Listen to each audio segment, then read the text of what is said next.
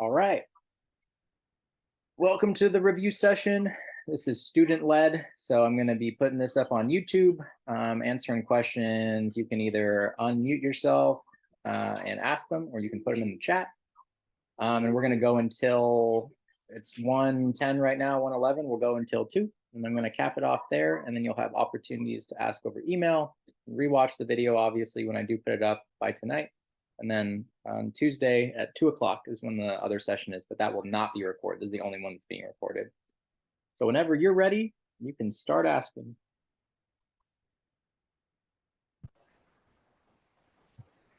Can we go over active transport? I get to sit here and do nothing. Can we discuss the active transport, facilitated diffusion, and passive transport differences? Yeah, can you say that one more time? I just realized my computer was muted. Oh yeah. Can we discuss the differences between active transport, facilitated diffusion, and passive transport? Yeah, absolutely.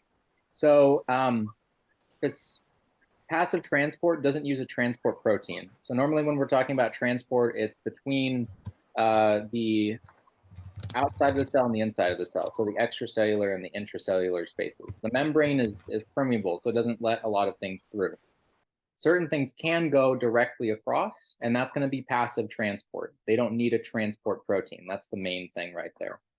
They do work by a concentration gradient. So if one is really high on one side and really low on the other, it's going to cause it to move in that direction. So an example would be oxygen, for instance. Oxygen doesn't need to be transported with a transport protein. It can just diffuse from the blood into the cell. Carbon dioxide is another example. Water is another tricky example of that. But the main thing that I need you to know there is that it's it crosses the membrane without a transport protein, and it doesn't use ATP. It does not require energy. Facilitated diffusion is exactly the same, so it doesn't require energy, and it's based on a concentration gradient. The major difference is that there is a transport protein involved. So it's almost like you have a tube that leads from one side to the other. So the tube that spans the membrane that goes from the extracellular to the intracellular spaces and vice versa. So they're the same. Passive diffusion and facilitated transport are the same thing. They just, the only difference is that facilitated diffusion uses the transport protein. Active transport's the slightly more different one. So active transport does also use a transport protein, but it's not dependent on that concentration gradient. So it doesn't need one side to be higher than the other. And the reason for that is that it's powered by ATP. It's powered by energy. So active transport uses a transport protein. It's also powered by ATP, which is energy. And it doesn't require, it doesn't slow down if one concentration is higher on one side or the other. Does that make sense? Yeah, that helped. Awesome. Thank you. The main differences between all of them are related to whether there's a protein that's involved for transport and whether energy is involved. Those are the two main things to kind of focus on. Okay, yeah, that's what was like kind of confusing me more than anything. Yeah. It doesn't help that that was also the lecture that I gave, the Zoom thing, so I didn't really have time to elaborate on it.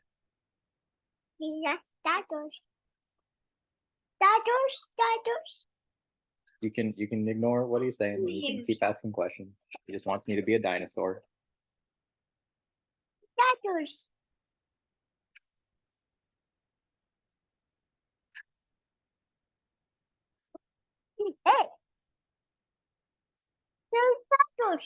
If y'all don't have questions that are coming to mind at the moment, one thing that I did want to mention was the different short answer questions that are going to come about. So if I pull them out, not right now, Ezra. If I pull out some of them, one of them is going to be based on the alcohol podcast. So whether or not red wine is better for you. And the main takeaway that I want you to get is that red wine, the main compound in red wine that is supposed to be beneficial is the antioxidant compound resveratrol. A weirdly spelled word. I'm going to type it in the chat just for everyone that's here. And although it is present in red wine and not present in other things like beer, for instance, or vodka or anything like that, there is not enough to make a difference. So yes, there is this compound, but as we've talked about previously, the dose is what makes things effective or not effective, right? So when you say the dose makes the poison, it also makes the benefit. There is not enough resveratrol in red wine to make a meaningful difference in any of those health outcomes. And a lot of y'all were like in your alcohol podcast, you said that you would need to consume a lot of red wine in order to get the benefits. You need to mention that it's impractical to do that. So yeah, even though there's a little bit of resveratrol inside of wine and it's related to health benefits in really high doses, if you just keep drinking and drinking and drinking, then you start getting towards what they talked about in the podcast with that J-shaped curve. You're starting to get on the upper end of that, where now what used to be moderate drinking is now excessive drinking, and it's causing negative cardiovascular outcomes. So a complete answer on that question is not only going to mention that it's impractical to get enough resveratrol, and I want to know that compound, so try it. If you don't spell it right, that's fine. Just give it a shot. Is that antioxidant compound, but it's not in a high enough quantity to make a difference. And it would be impractically unhealthy for you to try to consume enough red wine to get to that level of resveratrol. Does that make sense to everybody?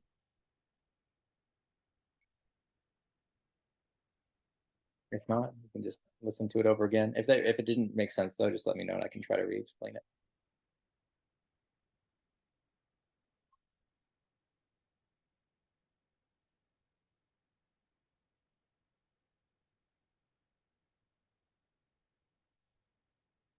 Yeah, body composition measurements, how they function.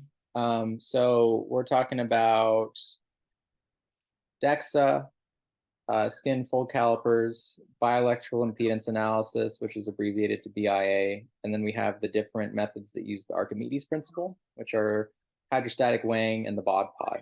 So the hydrostatic weighing uses water displacement. So it measures basically how much water is displaced as an object, a more or less densely packed object is put in that water.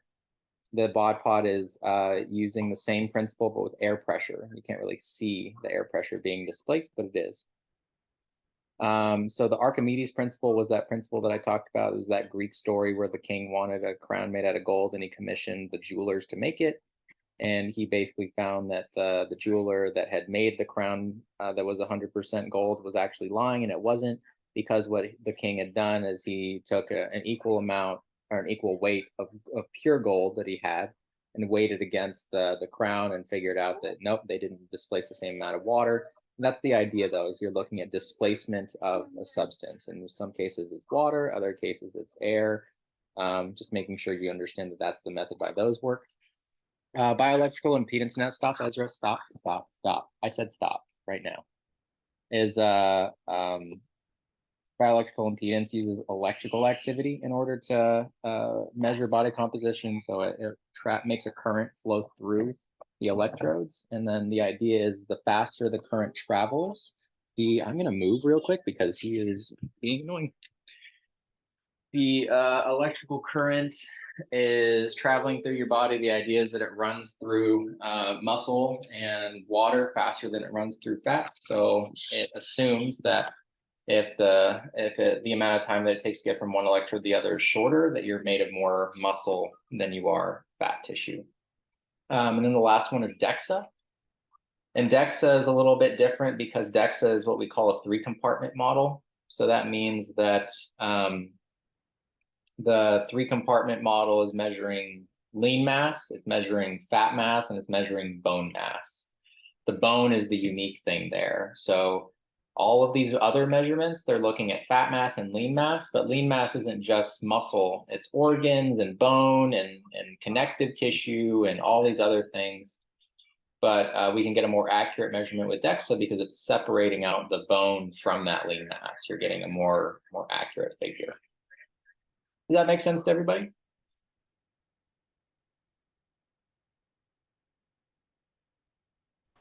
Yeah, that makes sense. Cool.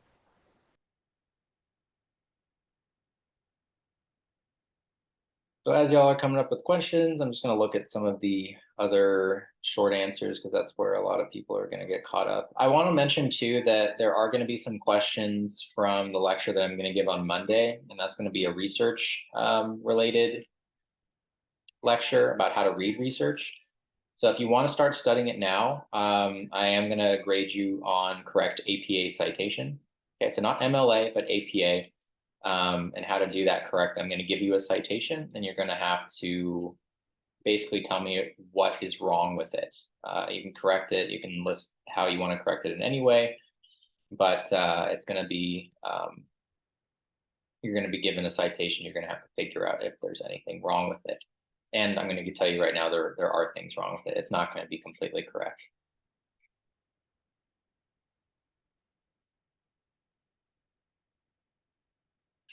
If your citation question is worth 4 points, how many things do you think are wrong with it?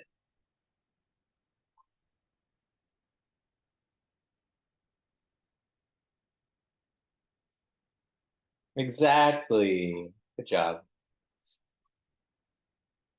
4 things are wrong with it.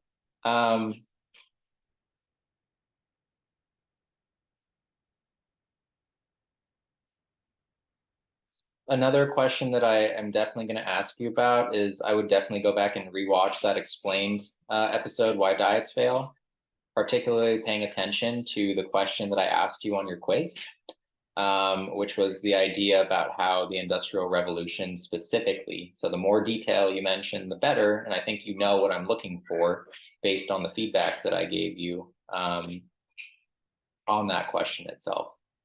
So essentially, just make sure that you understand the impact in that moment, as well as how it's shaped obesity rates today.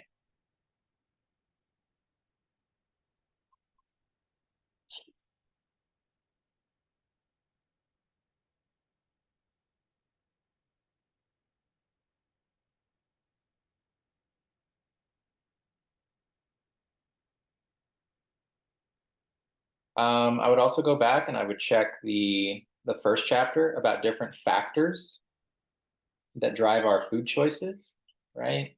So I'm not if you were to say taste, smell, right? That's technically one factor, which is our senses, like our physiological senses that are driving that. So mentioning other things that are important, like socioeconomic factors or food availability. When I say socioeconomic, that not only is about availability, it's also about how much money you make, right? Your time, like your social events, things like that have an impact on the foods that you eat. If you're going to be around a certain culture, you're more likely to eat foods that are in that culture. If you're going to certain places that only serve foods, like a movie theater, you're more likely to be able to get a bucket of popcorn and a soda than you are to get a 12-ounce T-bone steak, right?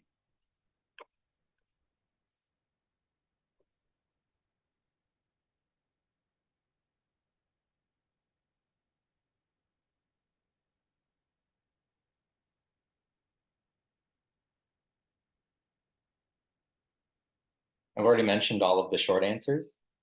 So I'm literally just going to make sure that y'all are asking me questions from this point onwards. I'm not going to go through it. Is there anything that y'all have seen in the study guide that needs clarification? Maybe you weren't 100% sure that you got it when you were filling it out. Maybe some of the stuff. Oh, here we go. Nadia asked feed forward versus negative and positive feedback. Yeah, it's a good question. So negative and positive feedback are things that you might have heard of in your general anatomy and physiology classes before. Negative feedback's the easier one. So it's your body's way of trying to return to homeostasis. So it's almost like you're compensating, right? Classic example is when you get hot, right? When your body gets hotter, what's going to happen is you start sweating, right? That's negative feedback. Your body is hot, it wants to cool down. It's trying to bring it back to the temperature that it was before. Positive feedback, I wouldn't ask you about specifically, but positive feedback is when something happens, a stimulus happens, and your body responds by amplifying that stimulus. It doesn't happen very often in physiology. If you remember back to anatomy or maybe exercise physiology, a lot of hormones are actually regulated through positive feedback. they're like series of positive feedback followed eventually by negative feedback. So like testosterone is released by the testes in males, but before that we have gonadotropin releasing hormone that's released by the hypothalamus, which causes the release of luteinizing hormone and follicle stimulating hormone, which causes the release of testosterone. It's not trying to correct anything. It's just a sequence of events that causes more and more stimulants to occur. But you can, I'm giving an example. I'm not going to ask you about positive feedback.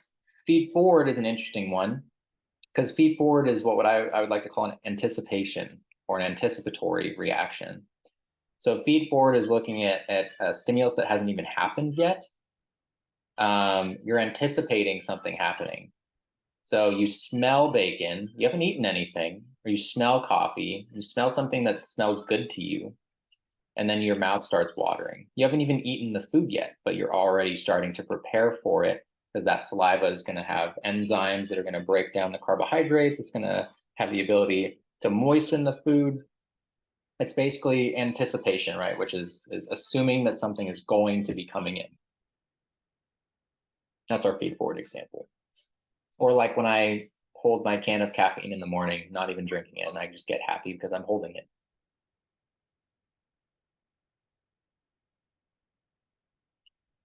Of course.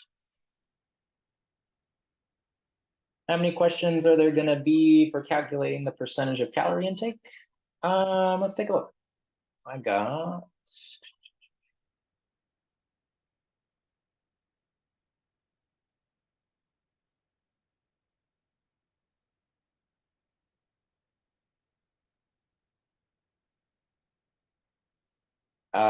one, maybe no, two. There's two. Unless you count one where I just ask you about just the calories per gram of stuff, then that's not really a calculation. So two.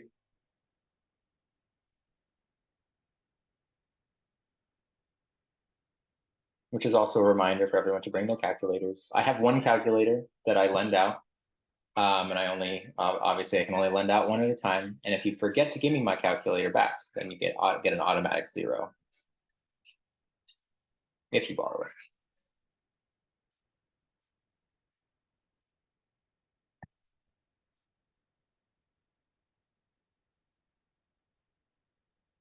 I think this room likes the light.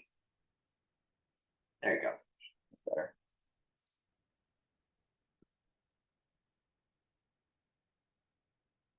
More questions? Psychologic versus hedonic hunger. Good question. So psychologic hunger, I would say the psychologic and hedonic are the same. I think what you mean is physiologic. Physiologic hunger is the same thing as homeostatic hunger.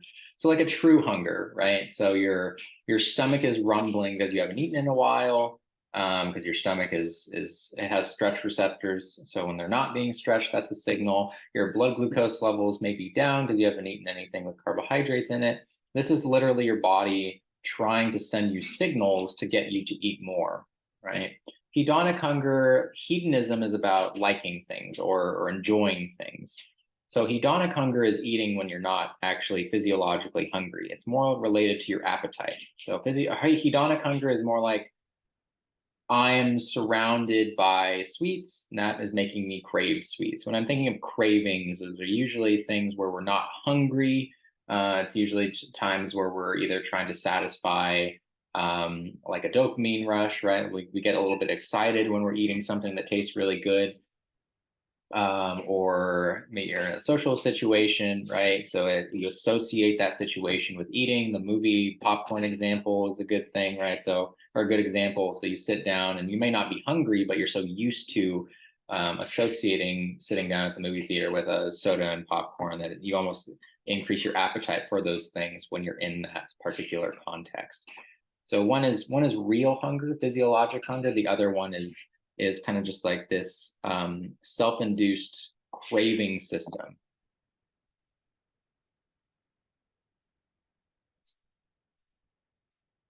Yeah, can we have an example of how to calculate grams? Oh, grams of carbohydrate, fats, proteins. Let's see if I can come up with one.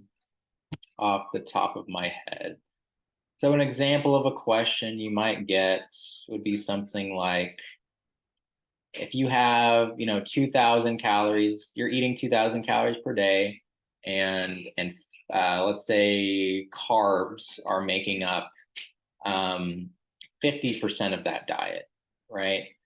What percentage or how many grams of carbohydrate were you eating, right? So if it was 2,000 and 50% was coming from carbohydrate, half of 2,000 is 1,000. And now that you're at 1,000, all you have to do to figure out the grams of carbohydrate is that there's 4 calories per gram of carbohydrate. Divide 1,000 by 4, and then you get was that 250 grams of carbohydrate per day? Does that make sense? I think I did that math in my head, right? I tried to make it simple enough.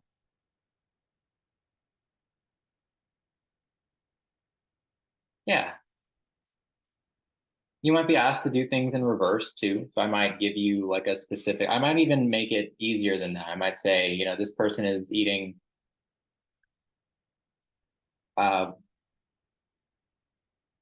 800 calories from protein a day. What percentage of their diet is coming from protein if they're eating 2,400 calories per day in total? And then all you would have to do is divide that 800 into 2,400, right? So what?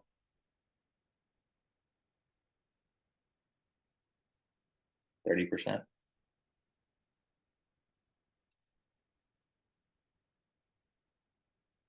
Or actually, it'd be a third of their diets. It'd be like 33.33, whatever, repeating. I would never do that to you, though.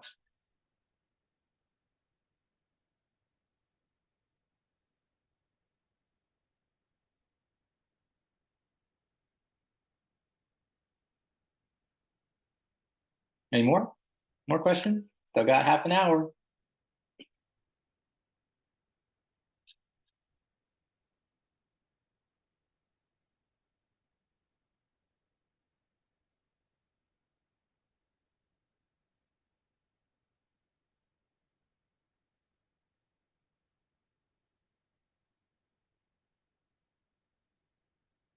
I guess while y'all are coming up with questions too, other stuff that I can mention that'll be useful.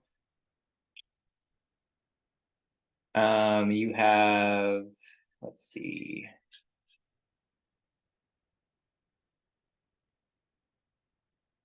You've got like 27 multiple choice. You have you have a labeling. So if you recall, I actually mentioned that you were going to have to remember one of the figures. I think it was from the combined chapter 1-2 lecture, and you're going to have to tell me, or you're going to have to label these individual components of our. I don't want to give it away, but there's someone mentioned in the chat. Yeah, EAR, RDA, UL. What do you need to know about them? You should probably know what each of those stands for and what they represent, right? So EAR is estimated average requirement. They don't need to know the complete spelling of it, but you should know that EAR refers to 50%. So it would mean that 50% of the population is good with that amount of that nutrient, and that's usually not good enough. So what they do is they apply a safety factor to it, and then they make it so that the RDA is 97%. So all the RDA is the EAR with a safety factor applied to it. And then the UL, which stands for upper limit, is and that's one of the ones where it might really help you to know what the acronym stands for, where we start to see where increasing intakes of that particular nutrient will start to lead to adverse outcomes or bad things starting to happen. Yes. Ashley asked, is that the labeling one? It is indeed the labeling one. Nadia asked about the Archimedes principle. So that goes back to the question that was asked about body composition measurements. So the Archimedes principle relates to hydrostatic weighing and the bod pod. So using displacement measures to assume body fat. And I'm not going to go over the entire story again, but essentially you just had a king who wanted to have a crown made out of gold. He called BS on a jeweler who said that it was made out of gold, found out that it really wasn't. because he had another set of, so he compared the crown to an equal weight in gold and figured out that one displaced water more than the other. So it's the idea that the more dense an object is, it will cause more water to be displaced. Kind of like the same idea as I was trying to talk about in class. You have a glass of water, you drop a ping pong ball, and you drop a golf ball in. The golf ball is a more dense item, so it's going to drop to the bottom. It's going to sink to the bottom. It's going to displace more water than that ping pong ball that's very hollow on the inside. It's going to displace a very small amount.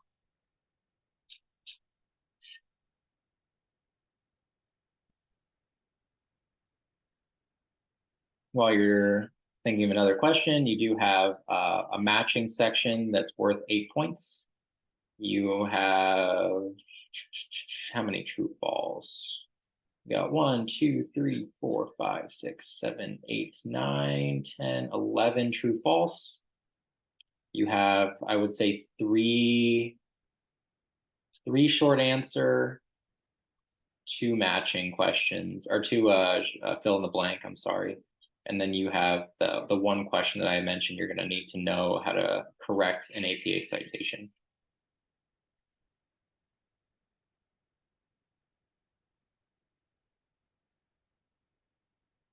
You will not see anything on the exam that is not covered by the study guide.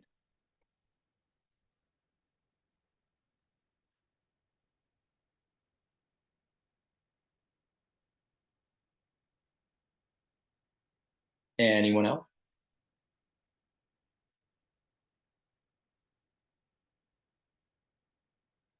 Y'all are doing a good job representing your entire student body here, because what, there's 7 of you, and cumulatively between my 2 sections, I have like 100 students. So y'all are going to be really carrying the load for everyone in terms of, what questions are answered on this little review session. And that is not your responsibility. That is obviously everyone else's for not being able to make it, which is partially not their responsibility either. But y'all don't really have classes on Fridays, do you?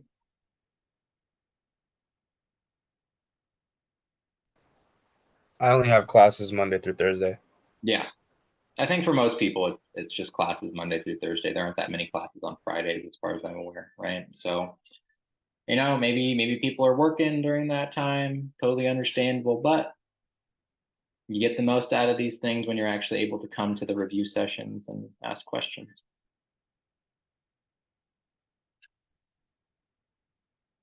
Anyone else?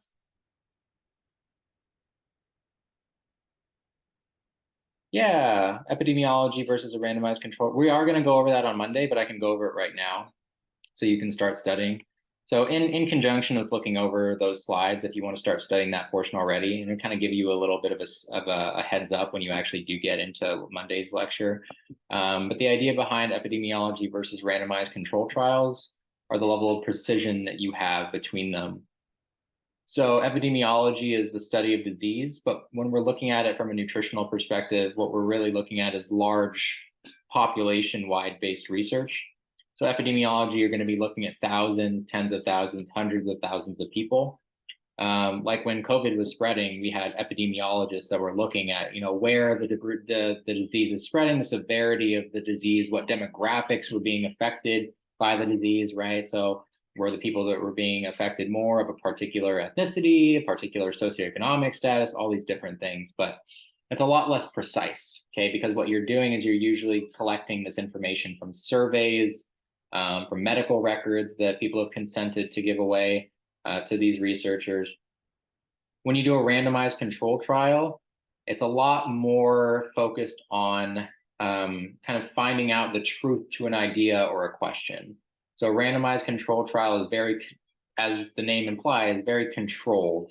So you usually have an intervention that you're giving a very small number of participants, okay? So that might be a good example of the randomized control trial would be after they had found out everything about COVID, they started the initial trials for, let's say, like the Pfizer vaccine. And you collect, smaller numbers. So in their scenario, they had a lot of money. They were able to recruit, hundreds of people initially. And they all experimented with particular doses of those vaccines, and they were actually able to track all those symptoms much more, or the potential side effects and the reduction in incidence rates of people getting COVID, et cetera. So with a randomized control trial, you have a lot more precision in being able to follow a very small group, controlling what they're able to do and not do, right? So they're usually instructions, oh, you can't, travel outside the country when you're doing a randomized control trial or something like that. And another component too that is kind of unique to that is a randomized control trial. The C in RCT, the control, what it stands for most of the time, especially in drug research, is a placebo, or a condition that is generally, if it's a drug, it's not just nothing. It's usually like a pill that it's like a sugar pill, right? Placebo could be different things inside, but essentially it doesn't have any meaningful effect in the body. Nadia asked, metabolic reactions that metabolize macronutrients. Yeah. So I guess backing up a little bit, you want to know the difference between anabolic and catabolic reactions. So anabolic reactions are building things up. Catabolic reactions are breaking things down. So we're talking about carbohydrates, proteins, and fats. The anabolic reactions for carbohydrates would be things like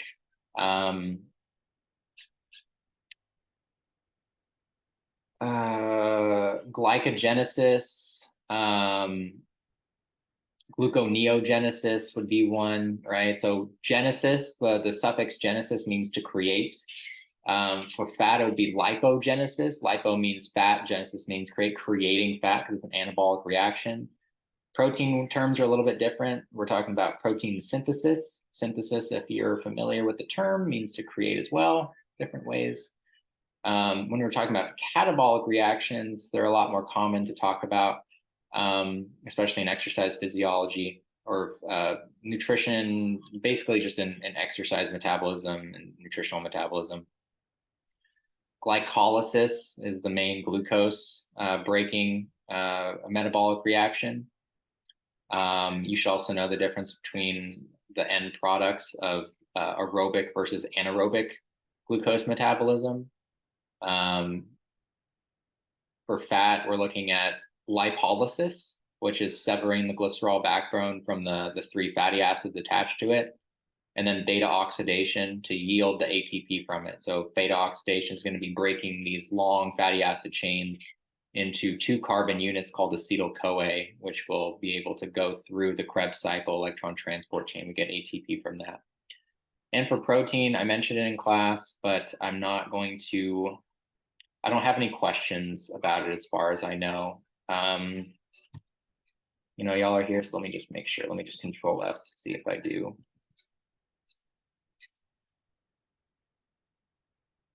Yeah, I don't have any questions about it, but those are going to be your transaminases and your deaminases. But this is just so you know that. We'll get into that more when we get into the protein chapter. But yeah, so just make sure you know about which ones are anabolic, which ones are catabolic, some examples of each of those.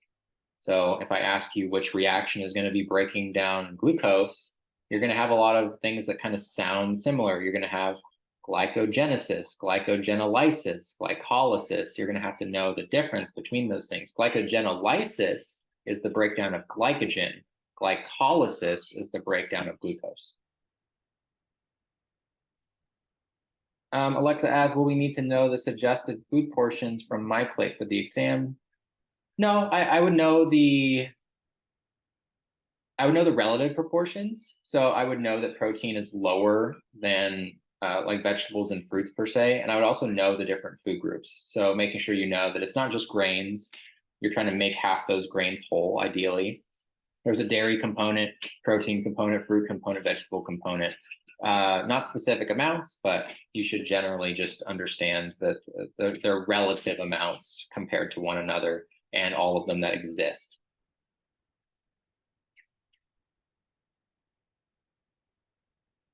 Another thing that just kind of comes to mind to me too, where a lot of people miss points is on total daily energy expenditure. So if you look at that pie chart, and I tried to emphasize it in class, I need you to understand that the majority of your total daily energy expenditure is coming from your basal metabolic rate, which I call your coma calories. It's the calories, the energy that you burn to kind of just keep the lights on in your own physiology. It's not coming from exercise. It's not coming from the thermic effect of feeding. It's coming specifically from your basal metabolic rate. Is the main proportion of your total daily energy expenditure.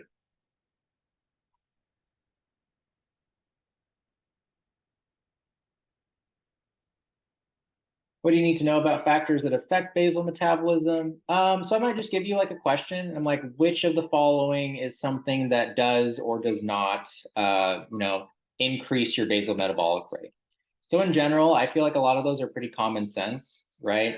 If you think about it for a little bit, right? So your metabolic rate's going to be going up when you are sick, for instance, right? Because you're going to be producing all these immune cells that are going to start to fight off the infection, and your metabolic rate's also going to go up because you're going to want to increase your body temperature to make it more uncomfortable for the pathogens inside.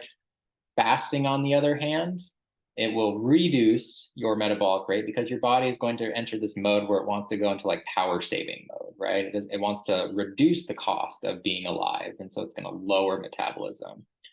A larger body is going to mean that you are going to have a higher metabolism, whether that is because of like sex related differences. So the males in a vacuum tend to have larger chest capacities, and because of that they have larger lungs, and testosterone affords them more blood, and all these different things that require more energy.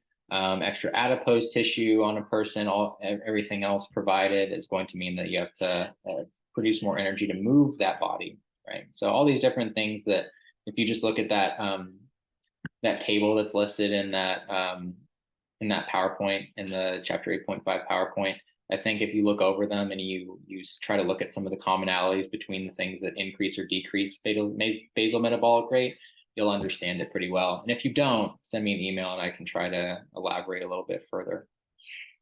Actually, I think you can call it resting energy, like resting energy expenditure. Yeah, you can totally do that. It's probably going to be listed as basal metabolic rate. Yeah, I'm probably going to list it as basal metabolic rate. Trying to think of scenarios where resting energy expenditure just kind of sounds weird to me, because then it makes it sound like it's not active when you're exercising. You have like a separation between resting energy expenditure and exercising energy expenditure, and it creates this weird dichotomy in my head. But if it helps you know it is resting energy expenditure, then by all means, just know that you still are going to be expending more energy if you are more physically active as well. And it's not going to just displace basal metabolic rate.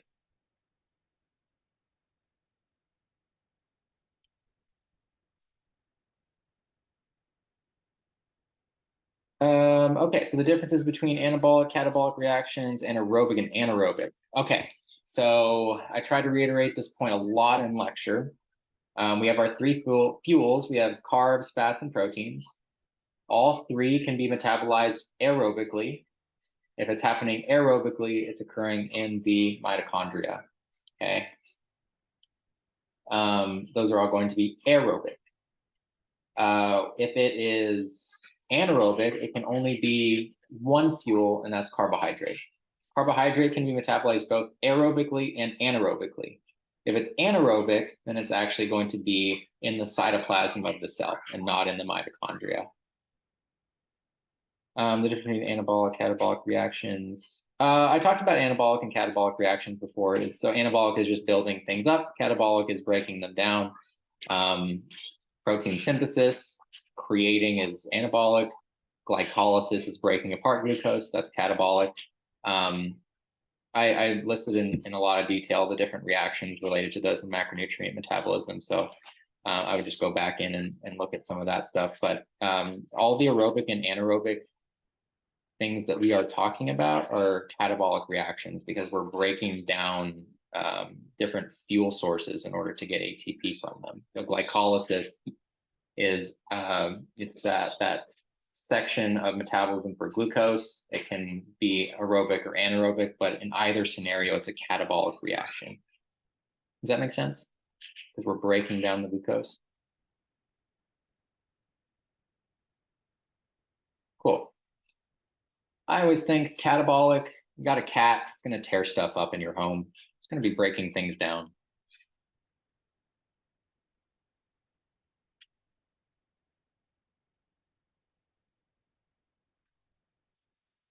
I've got like 9 more minutes, so probably got time for a couple more questions.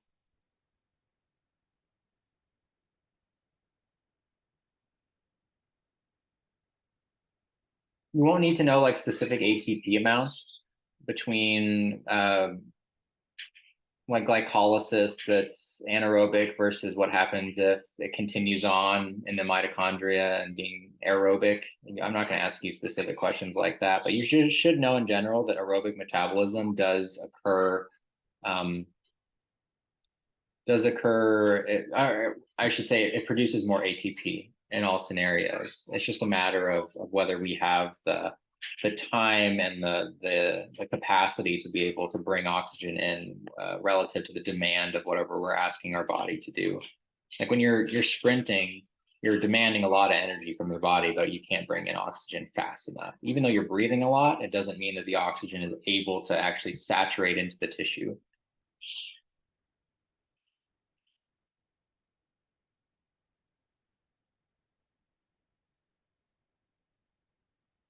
Yeah, anything else?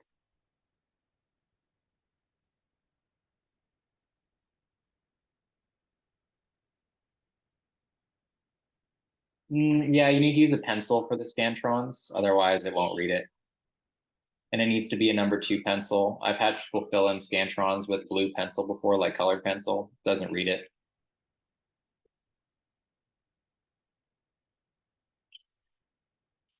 Let me say this too. On your scantron, the multiple choice and the true false questions are answered on the scantron. Everything else is answered on the paper exam itself. So if number 9 is a multiple choice and then number 10 is one of those labeling the figures, you would do number 9 on the Scantron, you would answer number 10, the labeling on the exam itself, on the paper exam. You would skip number 10 on the Scantron and go to number 11 on the Scantron, assuming the next one was a multiple choice or a true false. Does that make sense?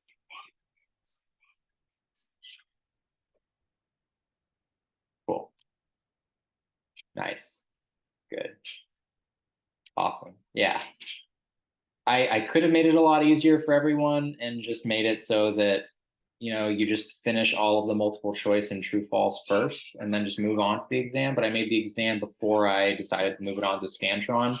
The Scantron thing was like an adaptation because I was grading all my exams by hand. I realized that I had a lot more students here at CSUMB than I did when I was at University Ozarks. So it was taking up a lot more time.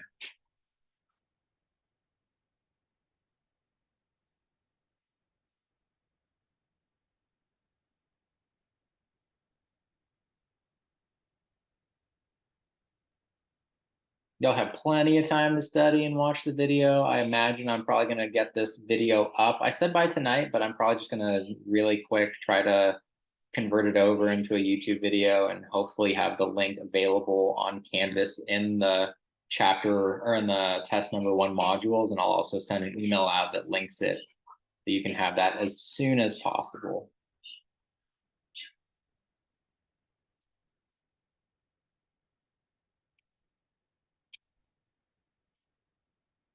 Yeah, you should know the difference between fortification and enrichment.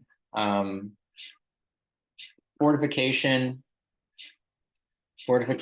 is when it doesn't normally exist in the food and you insert a nutrient. So for example, orange juice doesn't normally have vitamin D in it, but we have vitamin D fortified orange juice. So the manufacturers, it's Sunny D manufacturers, they took vitamin D in its supplemental form, put it into the orange juice, and now we can still get vitamin D from our orange juice. Enrichment is when nutrients existed, but through the processing, they remove them So what they do is they essentially take a multivitamin and shove it back into the processed product. An example of that would be like most grains, like white pasta, white bread, things like that. In the process of removing the portions that people don't really like, the bran and the germ, which are all kind of bitter and kind of give you like a rough texture with like a whole grain does. They strip all those pieces out, makes it nice and spongy, more palatable, but then it takes away all the nutrients. So they insert nutrients back in via the enrichment process.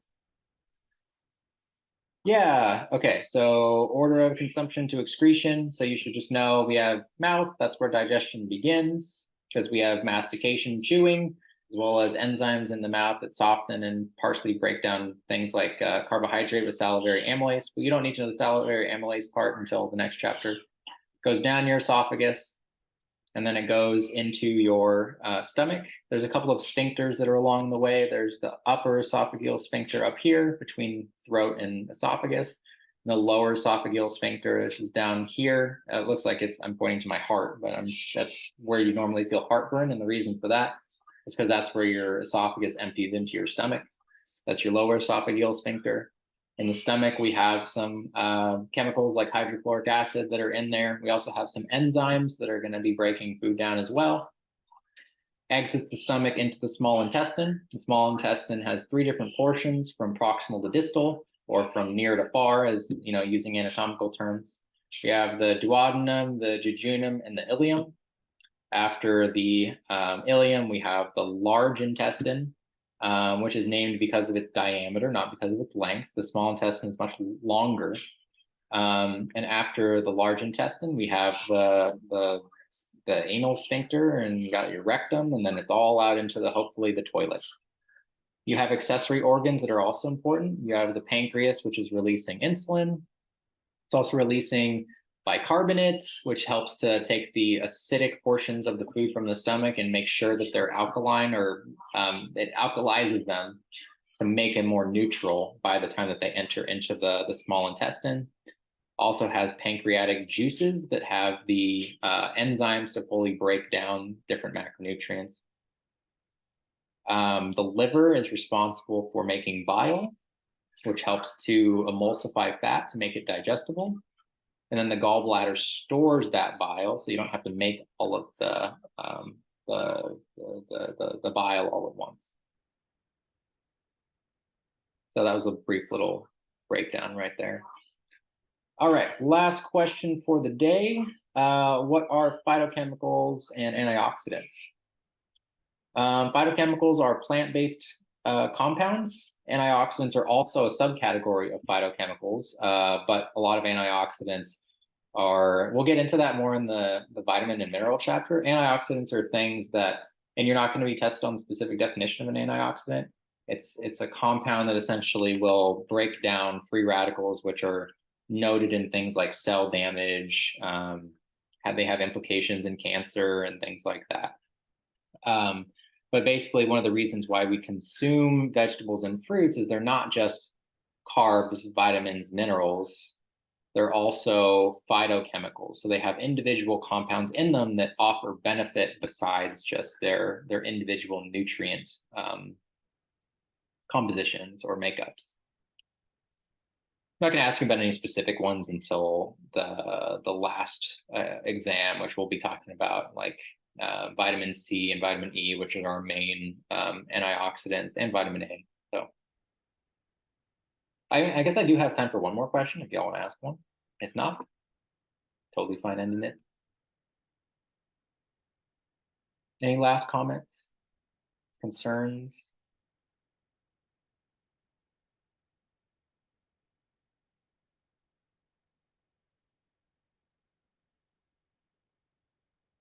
No? I wish I knew if anyone was typing. I'll give it till 2:01 and then we'll go. Thank you, Juliana. Thanks for coming.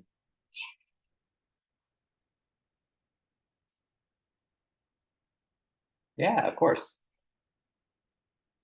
Well, if no one has anything else, I appreciate everyone who made it today. And like I said, I'll have another one on Tuesday at 2 o'clock. That one won't be recorded. This one will be recorded. So take advantage of the fact that you have this, play it as many times over as you need to. And this will be up on YouTube, shared via a link through Canvas, probably in the next couple of hours, but I'm giving myself until tonight just in case something pops up. All right. I'll see y'all on Monday. Good luck studying. Thank you. Of course.